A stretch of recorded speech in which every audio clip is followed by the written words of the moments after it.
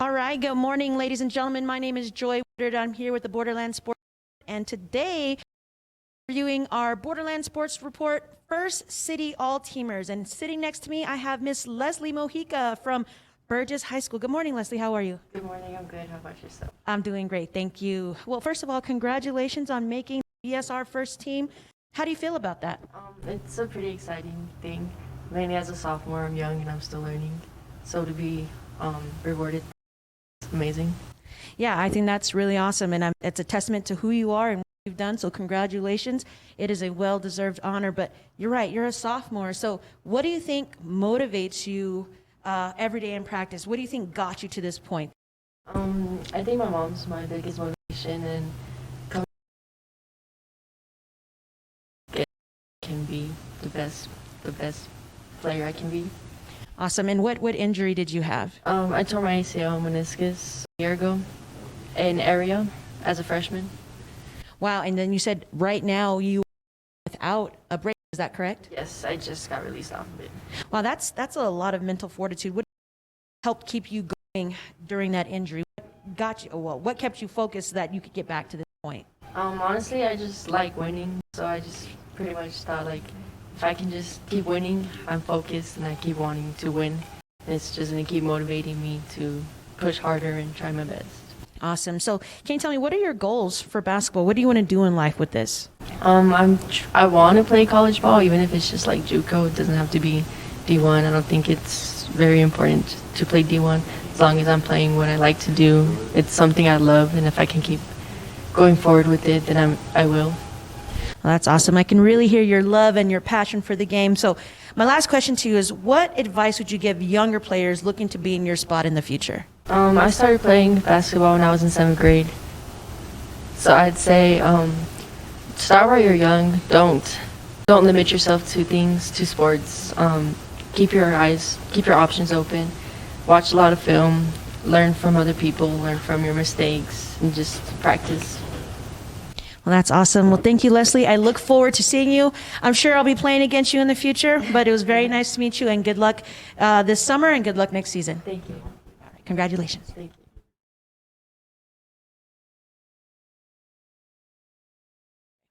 you. Next up, ladies and gentlemen, we have Miss Victoria Perez from San Eli High School. Hi, Victoria. How are you today? Good, and yourself? I'm doing great. Well, congratulations. What is this for you guys? It's the fifth district and by district championship, or what's your streak? 6, I think. 6 both? Yeah, 6 both. Well, that's an awesome thing. You know, what do you think is a key to success out there at San Eli? Honestly, just working really hard. It's hard to come from like a smaller school with lesser girls in JV and like less competition, like when you play against like smaller teams or whatever. But just working really hard, like as a team, like running every sprint the best as you can, like finishing your little stuff, like just focusing on the little stuff. Well, I know Coach Contreras. She's awesome, and we've been really good friends for a few years. What do you think, what's her biggest piece of advice that she's given you as a player to be successful? I would have to say working hard. I think it all starts with her. Like she always gives us her 110%, and like that rubs off on like everybody on the team. Like we know not to go into practice and be fooling hard, and like she gives us like the same in return. Right. For a few years, you got to play with your sister Natalia, and now you have become the leader. What was it like playing without her this year and having to really step into that leadership role in the program? It was tough, honestly. Last year, I kind of we took a step back. Like she was a leader, and like we all respected that, and she did a really good job at it. And this year, last year, I focused a lot on like the little things that she would do, and like I just brought that this year and like did what she did last year and just kind of did it like my way, but really focused on like little things that she did. Awesome. And I know she just finished her first year at York College. She's playing college basketball, and that's where you want to go in the future. What is the biggest piece of advice she gave you you've taken now in your game or in your life so that you have a chance to be where she's at? Just don't take things for granted. Like just play every game like as best as you can, because you don't know like where your future is gonna go. So just like play with everything you have. That's awesome. And you talked about being a small school with, fewer kids on JV, but you guys compete with the big dogs here in El Paso. What does that say about your program? A lot. Natalia and Camila really worked hard their freshman year and sophomore year to create a name for themselves, and they really like helped our school to just become like known, not like as a little school, just known as like to be good in sports and like better than like what people would expect. So they really worked hard to like make a name for themselves. Well, that's awesome. And then your plans are to go to college as well. Do you have any options, or what are you looking at as far as going to college at this point? I just know that I want to play and I want to go somewhere a little bit further away. But yeah, I just know I want to play in college for sure. Well, awesome. I think you have a good chance and you have a good head on your shoulders. Thank you so much for spending the morning with us. Have a great day, okay? Thank you. All right, bye.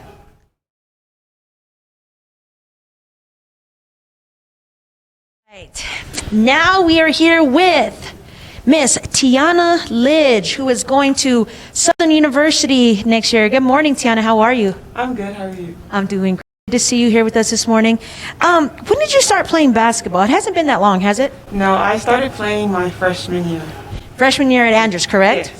And then this year you were named District 1 5A MVP, is that correct? Yes, it is. That's pretty awesome considering only 4 years playing. What do you think is the key to your success? A lot of my success is from my coaches and my teammates, because they always pushed me and they never gave up on me, and they just always encouraged me to keep moving forward. Even if I had like a bad day or a bad game, they never stopped pushing me to keep moving forward.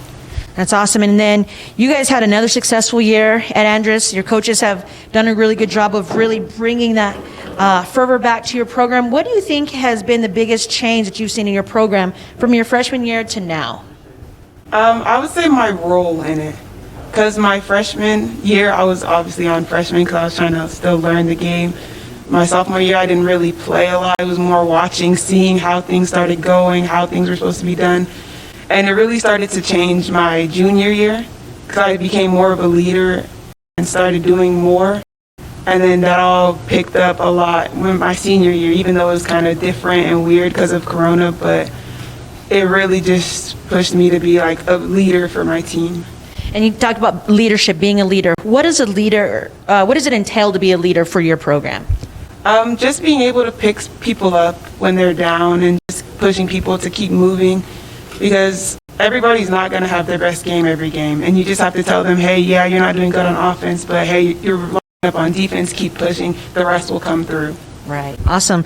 And now you're a D1 athlete, 5 months away from going to Southern.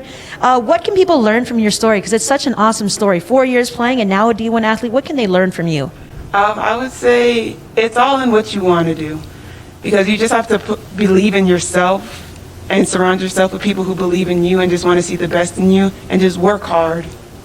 Awesome. Yeah, hard work. There's no substitute for hard work, so I know you're going to continue working hard, and we wish Good luck, and we'll see you next year in college. Thank you. All right, bye. Thank you.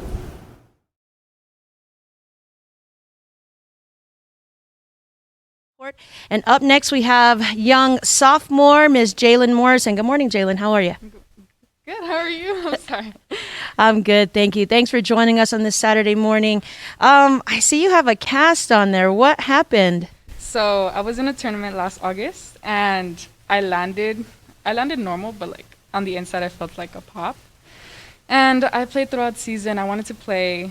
I needed surgery for it, and I said no because I wanted to play my sophomore year. So after season, I got the procedure done. I tore my tendon. And how long are you going to be out? 6 to 12 weeks.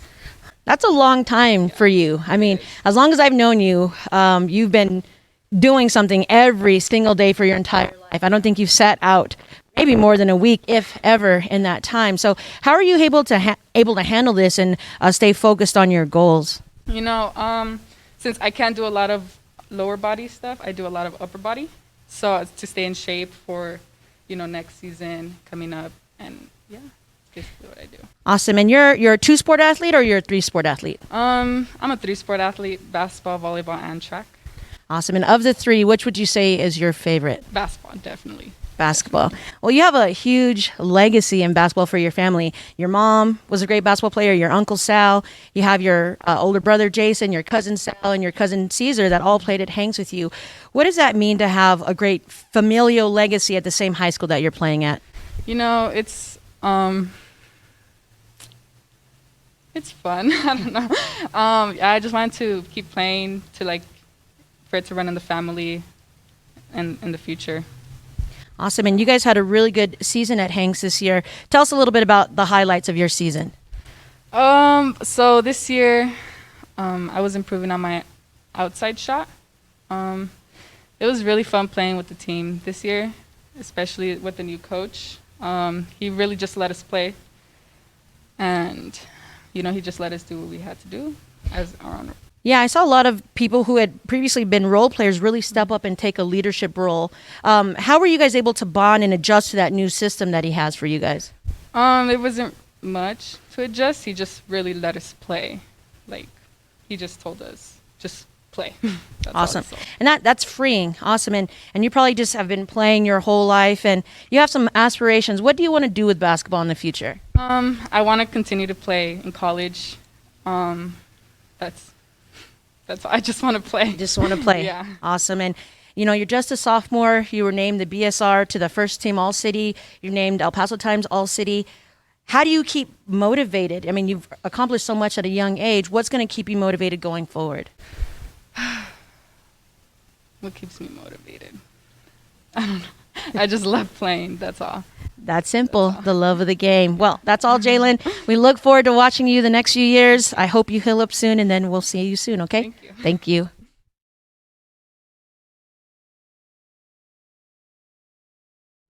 Okay, next up in our BSR All City interviews, we have Miss Jennifer Valdez from Mountain View High School. Good morning. How are you? Good morning. I'm pretty good. And yourself? Pretty good. Awesome. Congratulations on this honor. How does it feel to make this list this year?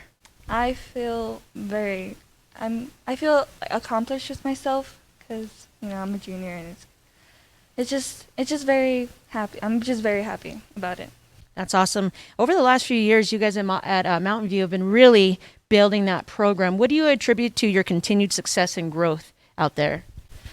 Well, really just, I don't know, just keep playing as a team so we can keep being successful for next year too, and just setting examples to the younger ones. Awesome. What would you say is your primary role in your program? Mine, I try to be a leader in my program because I try to be talking all the time in the court, telling people where to go or what to do, or just keeping them high when they're feeling low. Just try to do that for them. That's great. And who do you think instilled that in you? Who were the ones that you looked up to that now you can say, what, they showed me the ropes and now I can show the other ones the ropes as we're going through? My sister, for sure. She played at Mountain View too, and she was a leader. She would be that role model to people, and that's what I would want to be. Awesome. So When did you know that you guys were going to have a pretty strong season? As we went through the whole quarantine and all of the challenges, when did you know that, you guys were going to have a pretty strong season this year? Honestly, since the first game, we all played together very well, and we got a win in the first game. So from that, it just set like a tone for us, and we just try to build off from it. Great. And so next year's your senior year. What are some goals that you have personally, and what goals have you guys set as a team for next year? As a team, we plan on winning area, and that's like our main goal. And do you plan on pursuing a career in basketball or even volleyball outside of high school? Do you plan to play in college? Yes, I do. Awesome. Well, I think you're on the right track, and I wish you good luck, and thank you so much for taking the time to visit with us this morning. Thank you for having me. Yes.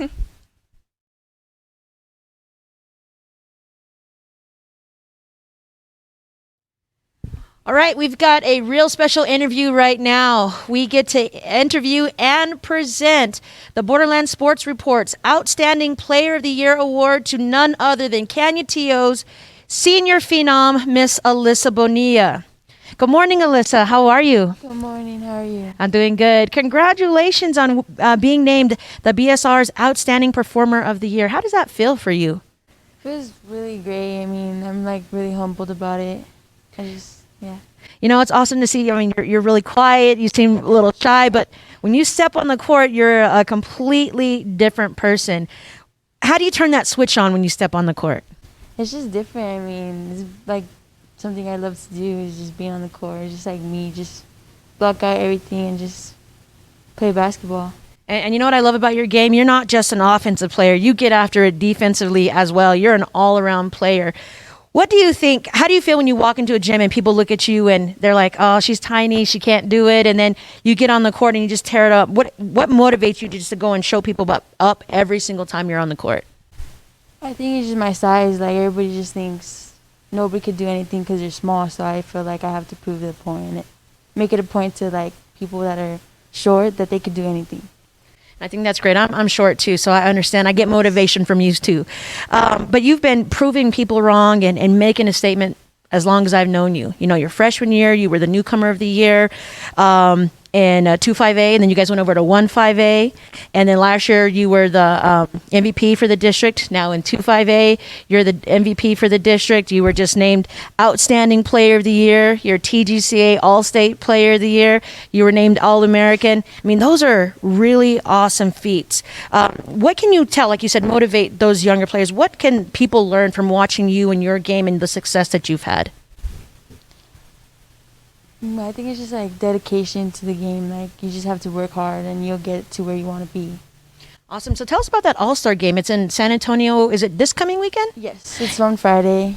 It's in San Antonio. It's all the elite girls, all the nationwide girls, and I'm the only D2 going to that. So it's really big.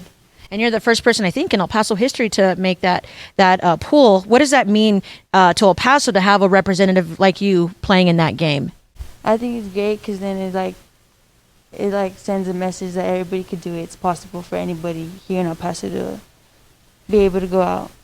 Awesome. And speaking of anyone can do it, you guys took down a juggernaut in Amarillo High in the area game. I watched that game, the entire game.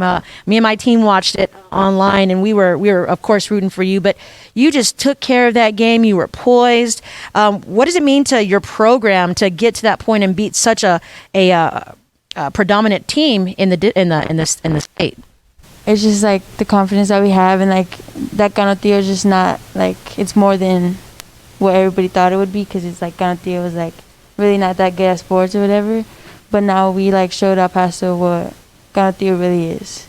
That's great. I saw at the end of the game, Coach Lopez picked you up, gave you a big hug. It seems like you two have a really good relationship. How has he impacted you over your last 4 years in high school?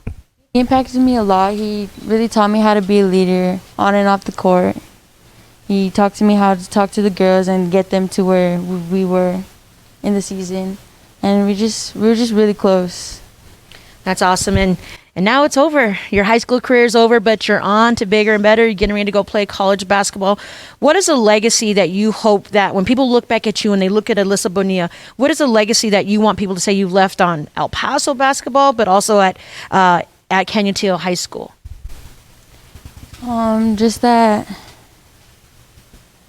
I don't know, like that I'm just like a great player, and that I just hope that those girls that I left were like winning area. Like I hope they could like come back next year and like just get farther. Well, awesome. It's been great watching you these last 4 years. Can't wait to see what you do in college. We'll be watching you. You've made El Paso proud. Congratulations on this honor. Thank you for being with us this morning, and we'll see you later. Thank you so much. All right. Bye-bye.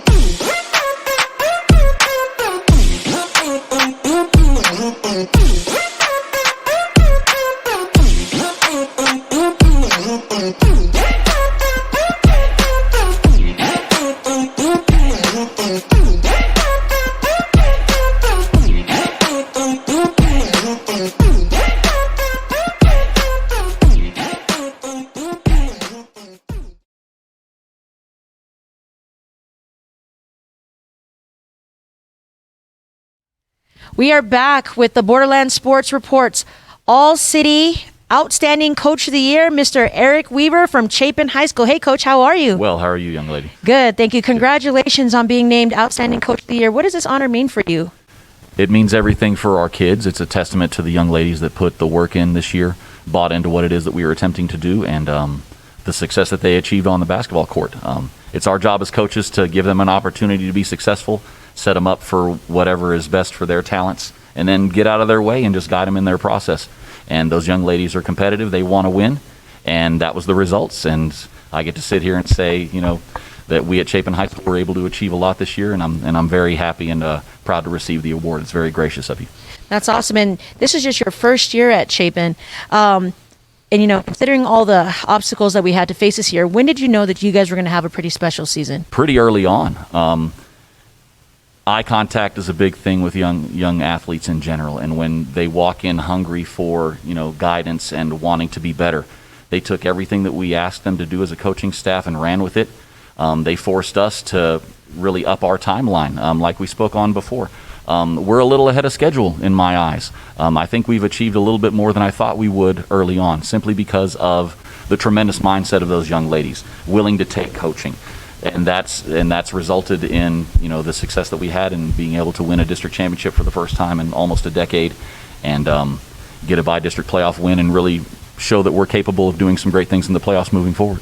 Well, congratulations. What is the culture that you're trying to build there at Chapin? It's one of we have a saying at Chapin High School. It's ACC, accountability, commitment, and character. So those are the things that we always fall back on. Every decision that we make falls into one of those three categories.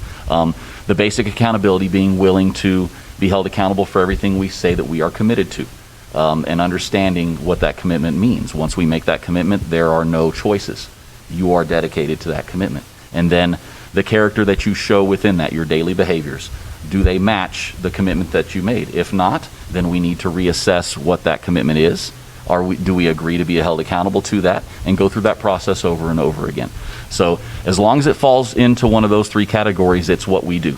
If it doesn't fall into that, then it's out of line with who we are, and we need to reassess what we're doing moving forward. That's a lot to implement and get the girls to buy in a 1 year time period, really less than a year. Yes, so what do you say, what about you and that fit with Chapin was able to make that happen in such a short period of time? I live up here. My history as a coach is very deeply rooted here as a basketball coach at the high school level with my years at Andress and being able to come back here to the Northeast. It's just personalities fit, where you fit. Home is home, and for me, the Northeast is home. And you're going to have to pry the keys out of my hands when it comes to Chapin. And Northeast in general, I feel like it's a place of loyalty. When someone looks you in the eye and understands that you're there for them, and it's a genuine, feeling of, hey, I'm here for your best interest. This is not about me. And reminding them of that, and then your behaviors show that. The buy-in becomes very, very deep, and the young ladies will run through walls for each other, more importantly than for me. It's not about us or the coaching staff, it's about these young ladies. And if they're willing to buy into each other that way, then we can't be anything but successful. And they've learned those lessons, and being a fierce teammate on the basketball court and in life is what it's all about. And if they'll do that for each other, then they'll be successful moving forward, and that's all that matters. We'll win basketball games as a result. That's great, Coach. And you said a moment ago you're a little bit ahead of schedule. Yes, ma'am. So how do you build on this with such great success in 1 year? How do you build? Where are you going from here? Being able to return so many players, we graduate 2 seniors, but having 8 girls that return with experience, their level, it's about their level of expectation, not necessarily ours. We as coaches, we find out what it is that they want, and then we push the bar a little bit farther ahead, dare them to dream a little bigger. Big goals and aspirations require a lot of work, but it's something that I'm not unfamiliar with. So understanding what that process is every day, and really engaging ourselves in the process of getting better, not allowing the opinions of others to a degree or the scoreboard to dictate how we feel about our work. Our day-to-day work is the joy of basketball. That day-to-day camaraderie, that communication that continues to build and buy into each other, that connectivity that ladies on a very personal level can have much deeper connections than boys tend to. Boys can be mad at each other and play and win. Girls can't. They need to love each other. And the more you can cultivate that and make everybody understand that we're all here for each other, it makes for a great atmosphere, and it can only lead you to more and more success moving forward. And then, of course, reminding them of how it felt the last time. And you always want to move a step forward. You always want to have a little bit more achievement the next year. So right now, with a district championship and a bi-district championship under our belts, now it's achieve the best possible seed we can for the playoffs, which if we can win a district championship, great. But then from there, making sure that we advance through that area round, push into potentially the Sweet 16 and forward, and then make that our day-to-day routine, the expectation of winning every single day. And I think you bring a unique perspective to the girls' game, having coached on both sides, Yes, men's and women's basketball. But you also saw that Chapin boys had a really great season ma'am. this year. So Chapin basketball as a whole is moving in the right direction. What does that say about the culture at the campus? How does that benefit you guys as a program, or both programs, do you think? That's a direct reflection of the administration. We spoke on it a little bit before. It takes 4 parts to be successful. An administration that understands and has an expectation for winning to a degree and will support whatever it is that you're doing. A coaching staff that's on the same page, players that can play and will buy into each other, and then parents that reflect that message on a daily basis. And at Chapin, it starts from the top down. Coach Marsh at Chapin High School expects to win. Myself and Coach Lewis were there for a reason, because we have winning pedigree, we're winning basketball coaches, and we're expected to deliver that at Chapin High School. And when you have that level of expectation, before you ever walk in the gym, you don't really have to explain what you're about. You're there because you are already bought into that. And I think our reputation precedes us when it comes to that with basketball at Chapin High School. And we take great pride in that, knowing that if you're going to win a championship, if you're going to do anything in this town when it comes to basketball, you have to come through Chapin High School. You have to come through our gym. That's not a statement of arrogance. That's just simply a confidence and a belief in what it is that we do. We feel like we should be in that place on a yearly basis.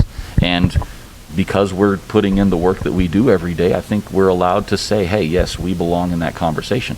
And when it comes time to winning, we believe that we'll prove it on a nightly basis. We'll allow those 32 minutes to determine whether we deserve to say that or not on a nightly basis. So, Well, the landscape of 1-5A is going to be very interesting for the next few years. We wish you good luck and congratulations on this award, and I'll be seeing you soon, Coach. thank you, ma'am. Pleasure. Thank you.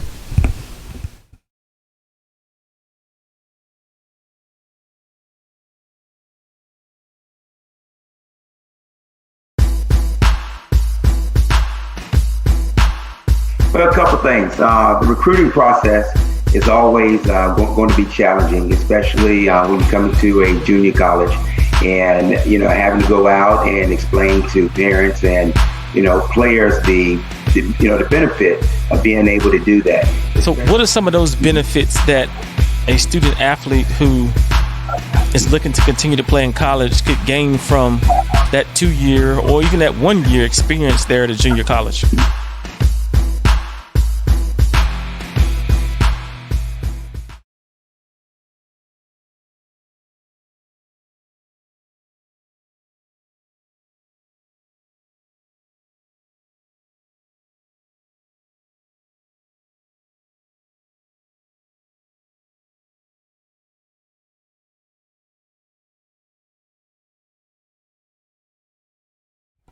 Now joining me for the Borderlands Sports Reports All City First Team photo shoot and interview, I have Mr. Jay Hernandez from Senelli. Good morning, Jay. How are you? Good morning. How you doing? I'm good. That's good. Tell us about your season. How did your season go this year? It was good. I mean, it got cut short because of COVID, but we still got 20 games in. We finished 12-8. We won a by-district championship, and we lost in the area round. Right. Coach Bettis told me you guys started off a little slow, and then you guys ended the season 12-2. What do you think was the biggest difference for you guys from that beginning of the season to your finish? I would have to say we started off short in the beginning of the season. We had about 6 guys that were playing. I guess during the season we just kind of gelled together. Everybody started coming. We got our 10 guys back, and we just gelled together. That's what helped us. Yeah, that's awesome. And I heard you say you're going to go play college next year. Is that what you said? Yes, I'm going to go play college. And where are you going to go? I'm making a decision this week. It should be this week. Be posting it. Well, awesome. What do you think was the biggest key when you make that decision? What was the key to the program that you're going to choose? Just being able to handle it financially, and it's where I want to be. That's where I feel like it's going to help me later on in my career. And what do you think that you can, what the other young men at Senelli can learn from you? You guys are a small community, but you're getting ready to go play college basketball. You have that opportunity. What can they learn from you? Just work hard. I mean, freshman year, I wasn't really one to, nobody really saw me as going to college. So, I mean, just over the years, I was just working hard. I'm working on my craft, trying to learn how to score one-on-one, getting teammates open, just be a nasty defender. I mean, it's just really what it is. I think that's the biggest point. Being a nasty defender, I like that because defense is my big thing. What's your best play on the court when you think about? You said that being a nasty defender, but if you think about, that's the highlight I want people to see. What is that for you? I don't know. Just diving for balls, getting block shots. Just hustle plays, that's what it is. And that's awesome. Those are all the intangibles that sometimes people don't see, but that make a big impact. So, Jay, congratulations on making the first team All-City for the BSR. We wish you luck in the future, and we'll be waiting your announcement this week. Yes, thank you. All right, thank you.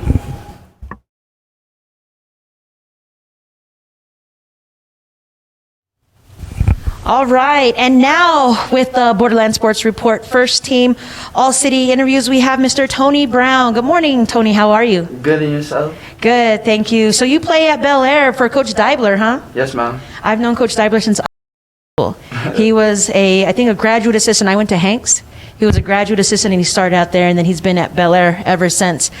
He's done such a great job with that program. Can you tell me, what is the biggest piece of advice that he's given you guys as a program or as players? Playing together. We try to focus on playing together, playing team ball most of the time, just keeping everybody involved, moving the ball. So he really focuses on getting everybody involved in offense and defense. That's awesome. And what's your specialty, offense or defense? I say I'm more of an all-around player. I like to play everything. It's you need everything to play the game. Play it in every. So I feel like you need to be able to do a little bit of both. That's good, and I think being able to be an all-around player really helped your program this season. Tell us about what you guys accomplished this season. I mean, we were undefeated for 14 games, I believe. We went 14-0, and then we won the by-district championship and lost that area to Amarillo, and that was the first-ranked team in 5A. Okay. So that was a fun experience. It was a great experience. And so going 14-0 during such a trying season, what do you think was the key to you guys having that long stretch of success? Just teamwork. Everybody was just communicating, just making sure that everybody was doing what they were supposed to. And then making sure everybody knew what their role was the biggest part. Awesome. And you said roles. So what do you think your role is at Bel Air? I got another great player on my team, KJ Ware, so it's kind of hard for us to figure that out. But eventually we came together and we were just like, we gotta do this together. And we found that out early, thank God. And we were just able to have a beautiful season. Yeah, and there's nothing like that. I still have my partner who was my point guard partner when I was in high school, and we're still really good friends. So you and KJ will probably have a long-lasting relationship. You've been in the paper, talked about how humble you are, how hardworking you are. You talk about where you come from. What do you think, what is one thing that you can share with the young players who are coming up in the community that you came up with, who are looking to be successful? What can you tell them? Be positive. I feel like everybody looks at the negative end of things. Like they look at, I'm being looked down on from El Paso first before saying, I could be looked at another college or something. I feel like if you put the work in and the time in, then good things will come for you. Awesome. And so what's in store for you in the future? Where do you plan on being? Hopefully, right now I'm planning on going to a JUCO. So I'm still working on that right now, and maybe playing professional ball. Maybe even overseas or something like that. Well, that's awesome, Tony. I wish you good luck. Thank you for spending the morning with us, and I'll be looking to see good things from you, okay? Yes, ma'am. All right, take care. Same to yourself. Thank you. Thank you.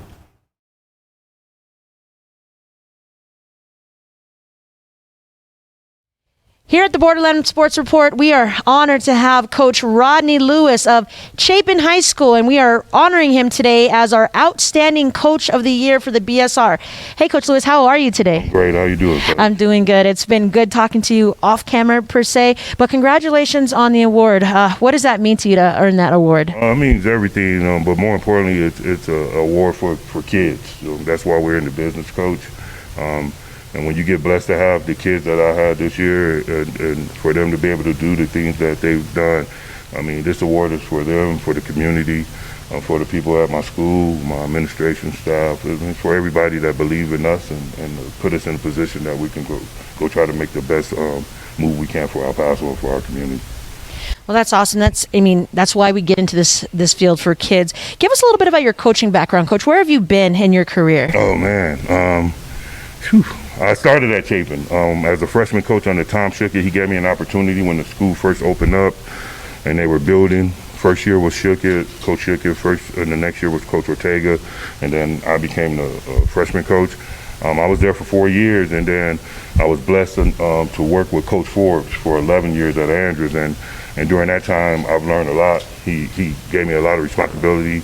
Coach Schuckett taught me the basics on how to be a coach and be a professional, and then Coach Forbes allowed me to grow and find myself as a coach, because that's the most important thing as a coach. You have to find your own voice, be your own person, and Coach Forbes allowed me to do that, and we had a lot of success at Andrews.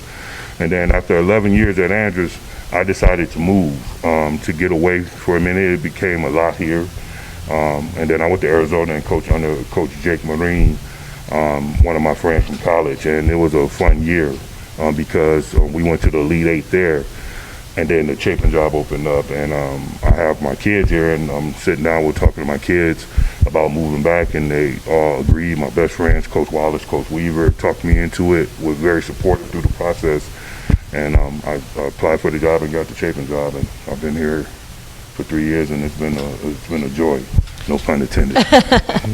No, that's an awesome pedigree that you've had, and I've kind of followed you a little bit on social media and followed your story, and it seems that you had a really good relationship with Cliff Tucker, and that he really motivated you to come back to Chapin, and you've dedicated a lot of your season, a lot of the things that you've done to him.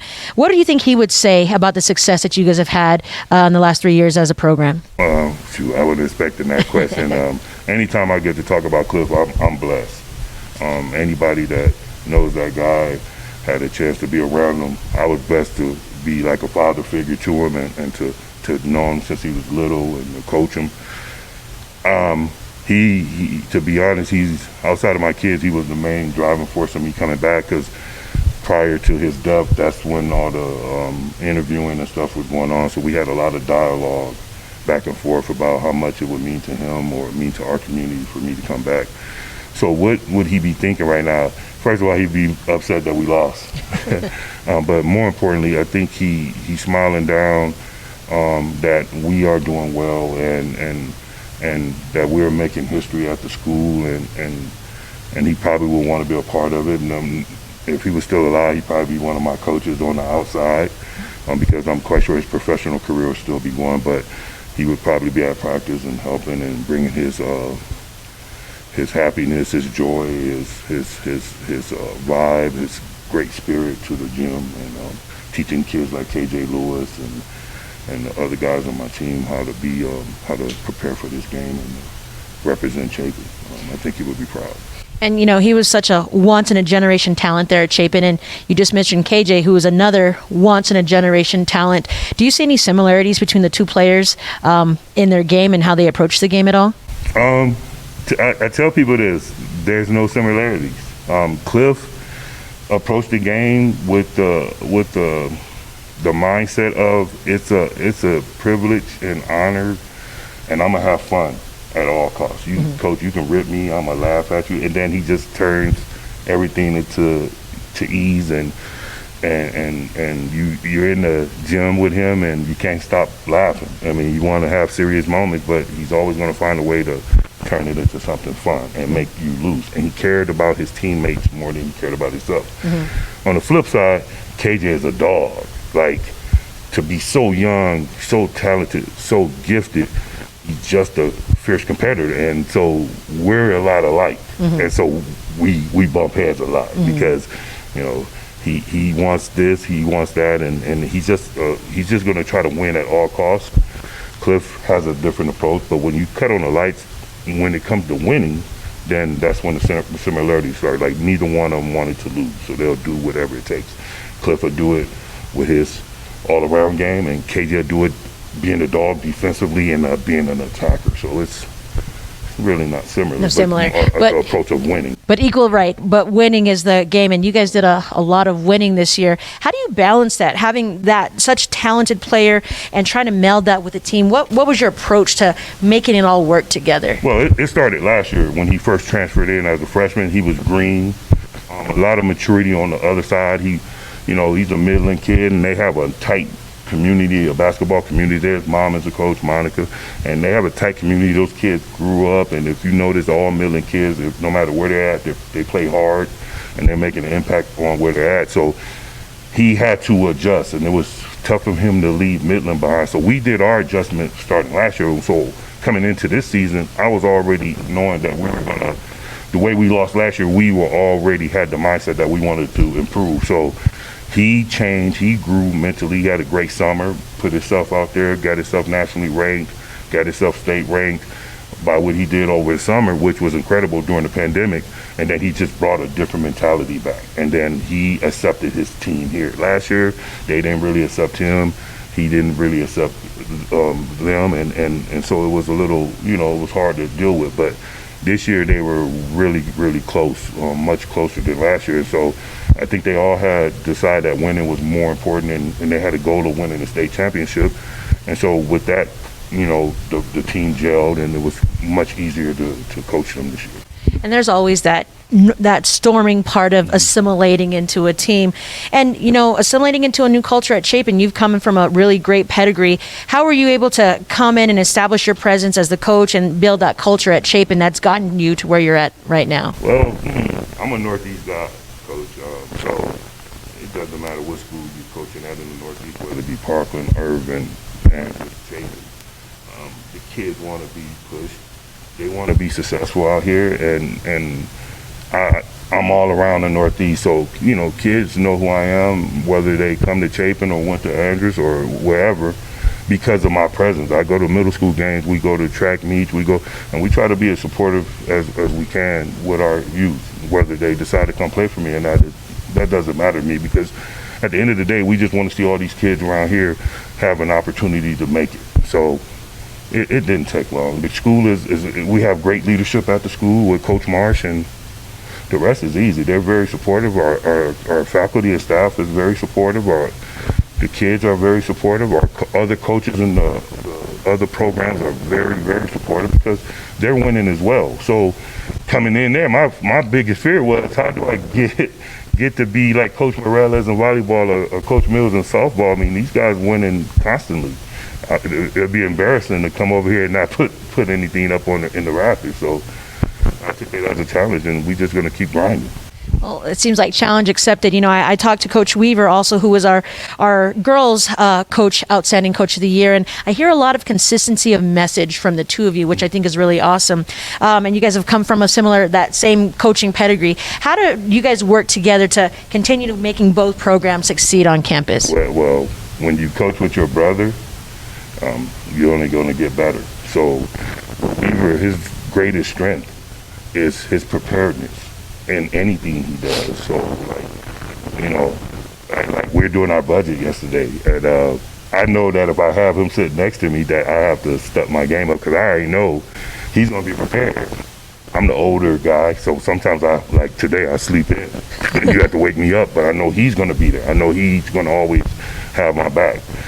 On the flip side, he knows I'm the passion, so he knows, like, if he gets into a bind, I'm going to lift him up. It's no problem. So when you have iron, it sharpens iron. And so we have this thing where we call ACC, and we've been doing this for a long time. I've been with Coach Weaver. He's been next to me. We talking years. Like, we accomplished that at Andrews. We did it together along with Coach Costello and Coach Forbes. You don't get to that kind of success without building a brotherhood. His family is my family is his family. And when he got hired, some of the success, to be honest, that we had this year is because my brother is in the building with me. The energy changes. So it's a beautiful thing when you can look next door. He has a key to my office, I have a key to his. We go in there and you see somebody with equal drive, equal passion, equal persistence. And you know that we're about kids. I go talk to his girls and come talk to my guys. And you gotta love that. Well, there's no doubt. While you both are the BSR Outstanding Coaches of the Year, Coach Rodney Lewis, I just want to say congratulations. We're really excited for what you guys are doing here in El Paso and wish you good luck. Thank you so much for taking the time to talk to us today. Thank you, Coach. I appreciate it. Yeah.